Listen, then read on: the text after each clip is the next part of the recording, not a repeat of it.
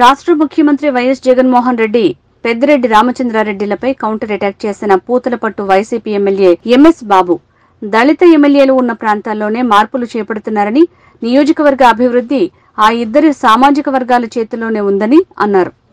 తాను చేసిన తప్పేంటో తెలియటం లేదని, 2024 ఎన్నికల్లో వైఎస్ఆర్ కాంగ్రెస్ పార్టీ తరపున తనకు టికెట్ లేదని చెప్పడం బాధించిందని అన్నారు. మా యొక్క పూతలపట్టు నియోజకవర్గం ప్రజలందరికీ శుభాకాంక్షలు తెలియజేసుకొని ఇంత మంచి అవకాశం వచ్చిన మా ఒక ప్రజలకి కృతజ్ఞతలు తెలియజేస్తాను. ఎందుకంటే దాదాపు 5 ఏళ్లుగా పూర్తవుతున్నది. మంచి పరిపాలన చేసిన మా సీఎం గారికి శుభాకాంక్షలు తెలియజేయాలా.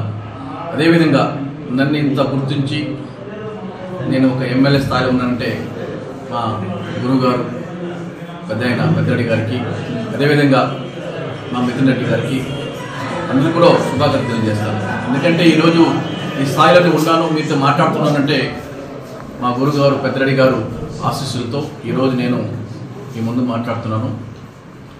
నేను వచ్చిన తర్వాత నేను చేసిన అభివృద్ధిలో సరి, నేను చేసిన జనాల్లో ఉండి ప్రతి ఒక్కరికి ఏ ఒక్క అభివృద్ధి జరగలేదు అనేది కూడా లేకుండా ప్రతి గడప నేను తిరిగి ప్రతి ఒక్కరికి మంచి చేసిన మా ప్రజలకు కూడా నేను ఈరోజు అన్ని విధాలుగా నేను కృతజ్ఞతలు తెలియజేసుకోవాలి. ఎందుకంటే 5 ఏళ్లుగా నాతో పాటు మా యొక్క నాయకులు కూడా దగ్గరుండి నాతో పాటు ప్రతి ఒక్కరూ నాతో దగ్గరుండి ఒక బిడ్డగా, అన్నగా, తమ్ముడుగా నన్ను ప్రీతించినారు.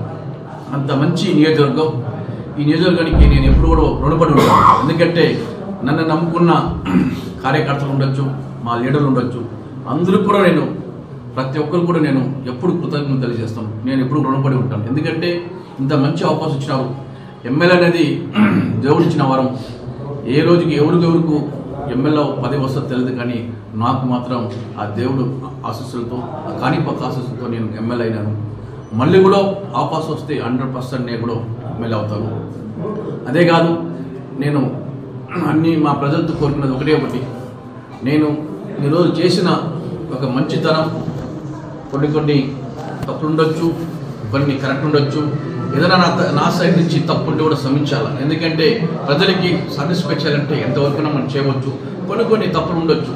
దానివల్ల ఆ ప్రజలకి నేను 100% సాటిస్ఫై చేసినాను కూడా నేను తెలియజేస్తున్నాను. ఈరోజు మా ముఖ్యమంత్రి గారు కూడా సరే, మళ్ళీ 2024లో మళ్ళీ ముఖ్యమంత్రి కావాలా, ప్రజలకు సేవ చేయాలా.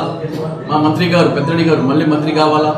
అన్ని విధాలుగా ప్రజలకి అందుబాటులో ఉండి సేవ చేయాలా. వైఎస్ఆర్ పార్టీ అంటే మంచి ప్రజలకి, పేదలకి మంచి చేసే ఒక పార్టీ. ప్రజలకి మంచి చేయాలని కూడా ఈరోజు చూస్తూ ఉంటే ఏ ప్రభుత్వం చేయకుండా మంచి పని చేస్తున్నాం. అంత మంచి గొప్పగా చేసిన ముఖ్యమంత్రి గారికి మళ్ళీ కూడా కృతజ్ఞతలు తెలుసుకొని మీ యొక్క